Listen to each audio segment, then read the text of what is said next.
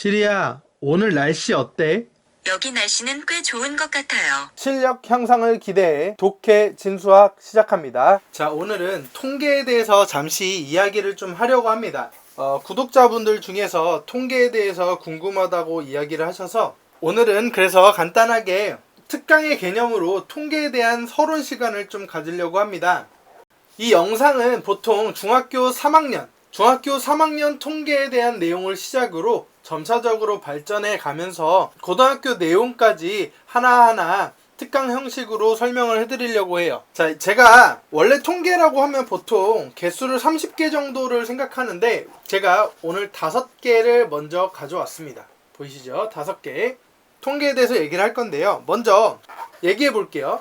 5개가 있습니다.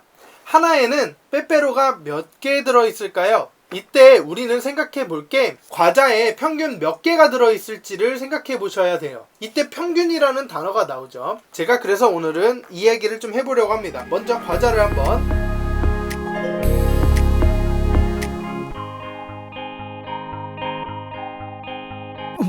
자, 먼저 번호를 좀 매겨 두도록 하겠습니다. 일단 여기에 지금 보이시는 것과 같이 1번이라고 적어 보겠습니다. 1번. 그 다음에 여기에 2번.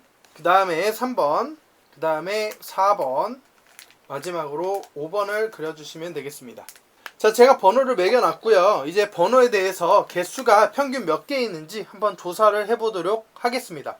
언박싱 하는 영상을 찍다가 파일이 날라갔어요. 원래대로 한번 설명을 하도록 하겠습니다. 통계학도 마찬가지로 수학을 기반으로 만들어진 학문이니까 똑같이 기하적 관점, 대수적 관점, 해석적 관점을 가지고 생각해 봐야 합니다. 오늘은 통계학의 기초편으로 먼저 알아야 될 대표값에 대해서 이야기를 해보려고 합니다. 대표값은 어떤 의미를 갖고 있어야 할까요?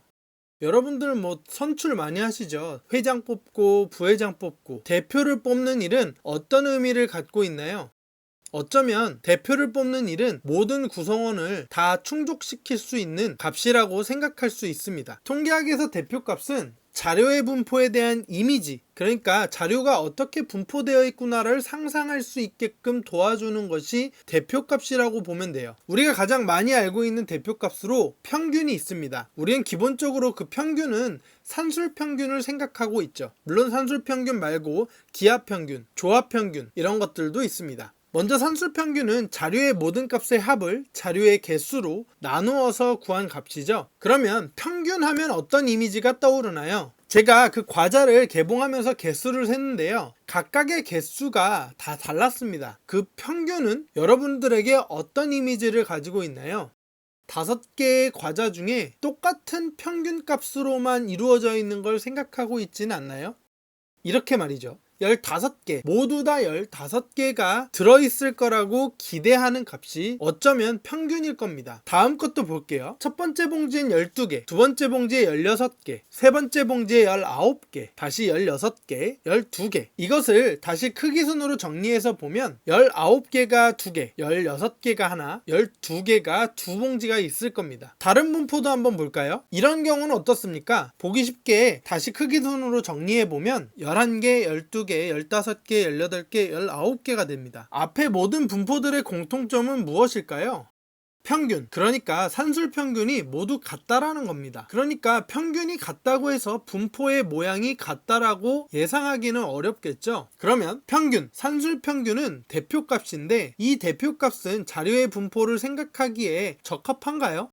다시 말하면 평균은 자료를 대표하는 값으로 충분한가요? 특정한 성질로 이루어져 있는 평균 하나로는 분명히 부족합니다. 그러면 중앙값에 대해서 살펴볼게요. 중앙값도 대표값 중에 하나거든요. 중앙값은 별량을 작은 값부터 순서대로 나열했을 때 중앙에 위치하는 값입니다. 이와 같이 보시면 15가 첫 번째도 15, 다섯 번째도 15로 쭉 동일하죠. 따라서 중앙값은 15가 되겠고요. 이와 같은 경우도 보시면 12, 12, 16, 19, 19잖아요. 그러면 가운데의 값은 16이죠. 중앙값은 16일 겁니다. 이번에 있는 값은 19, 18, 15, 12, 11이니까 가운데 값이 15입니다. 여러분 보시면 지금 3개의 자료는 모두 다 평균이 15지만 이곳은 평균이 15이면서 중간값이 15, 이것은 평균이 15이면서 중간값은 16, 이것은 평균이 15이면서 중간값이 15인 경우입니다. 그러니 이것으로도 부족하겠죠? 다음은 대표값 중 하나인 최빈값입니다. 최빈값은 별량 중에서 가장 많이 나타나는 값인데요. 이 통계 자료에서 보시면 최빈값은 15가 되겠죠. 그 다음은 최빈값이 19일 겁니다. 그 다음 값은 최빈값이 지금 보이지 않죠. 11도 1개, 12도 1개, 15도 1개, 18도 1개, 19도 1개잖아요. 따라서 이 경우엔 최빈값이 없습니다. 우리가 통계를 하면서 가장 많이 생각해 보셔야 될 것은요, 대표값인 평균, 중간값, 최빈값 등은 하나로만 사용할 수 없다라는 겁니다. 하나의 성질을 가지고 있는 대표는 그 자료를 대표할 수 없다고 보는 거죠. 그렇다면 평균이 만약에 주어져 있어요. 그러면 자료의 분포를 떠올리기 위해서 우리는 평균 다음에 또 다른 정보를 달라고 해야 되는데, 그럼 어떤 질문을 하면 좋을까요? 그것이 바로 삼포도입니다. 흩어져서 분포되어 있는 정도를 나타내는 것이죠. 대표적으로 우리는 분산과 표준편차라고 할 수 있겠어요.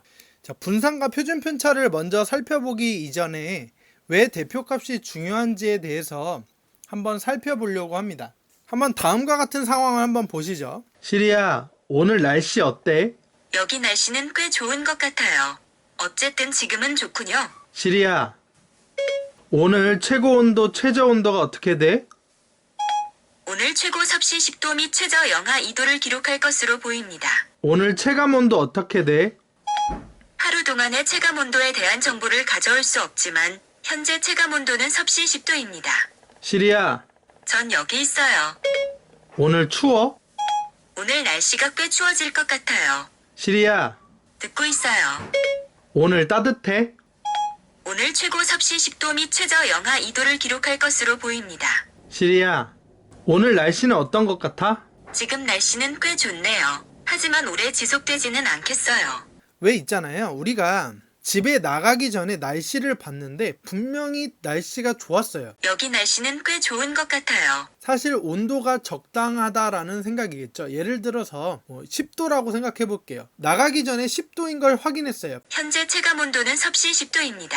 그렇다고 하면 분명히 덥지 않고 춥지 않다라고 생각하고 나갔는데, 이런 경험 한 번씩 있잖아요. 집에 돌아오니 오늘 하루 너무 추웠어. 오늘 하루 너무 더웠어. 날씨 왜 그래? 이런 생각을 갖기 쉽습니다. 우리가 대표값으로 자료의 분포를 상상하고 생각해 봐야 되는 이유는 바로 이런 겁니다. 날씨가 있다고 해볼게요. 우리가 지금 돌아오는 시간을 여기를 시간으로 잡고 먼저 아침 9시에 나갔다고 해봅시다. 그리고 저녁 9시에 돌아온다고 해볼게요. 저녁 9시니까 21시라고 쓸게요. 온도를 여기다가 써보겠습니다. 평균 10도라고 했습니다. 그러면 우리가 예상하고 상상하는 건 아침 9시에 나가도 처음부터 끝까지 10도야. 온도가 평균 10도야 라고 생각하기가 쉽습니다. 이게 평균에 대한 이미지예요. 물론 잘못된 이미지죠.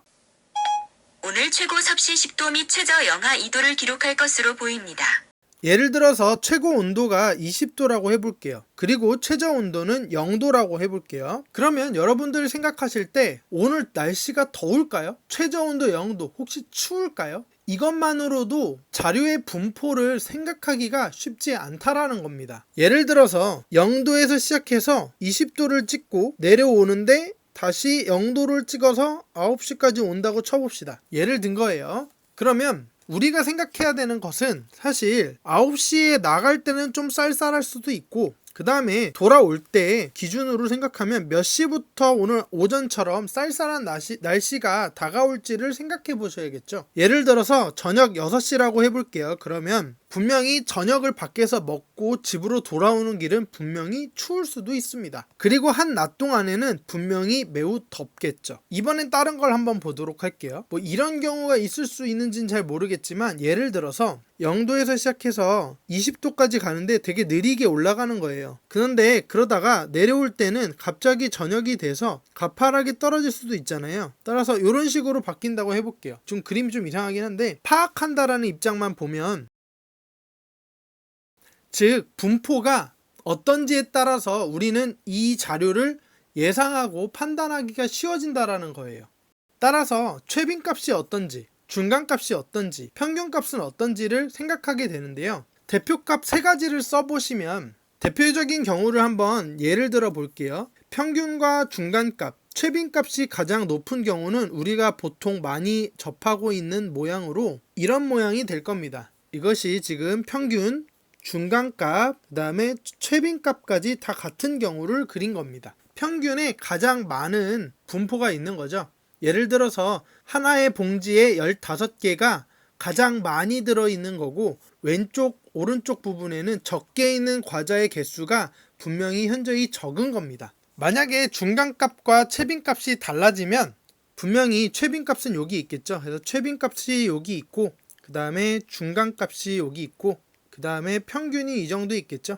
물론 반대로도 마찬가지고 반대로 하면 이런 식으로 생각해 보시면 최빈값은 여기에 있을 거고 그 다음에 중간값 가운데 있을 거고 평균이 있겠죠. 따라서 분포를 좀 생각해 보시면 이 대표값이 어떤 의미를 가지고 분포를 생각해 볼 수 있는지를 판단하게 됩니다. 하지만 이 경우에도 계략적인 모양을 생각해 볼 수는 있지만 모양이 이렇지만 실제로 모양이 이렇게 가파른지 아니면 조금 완만하게 생겼는지를 알 수가 없어요. 그것을 알게 해주는 값이 바로 산포도에서 분산과 표준 편차입니다. 어쨌든 다음 영상에서는 분산과 표준 편차부터 다뤄야 될 것 같고요. 특강 형식이니까 짬짬이 같이 통계에 대해서 이야기를 나누도록 하겠습니다. 독해 진수학과 계속 함께하고 싶다면 구독, 좋아요, 댓글, 좋아요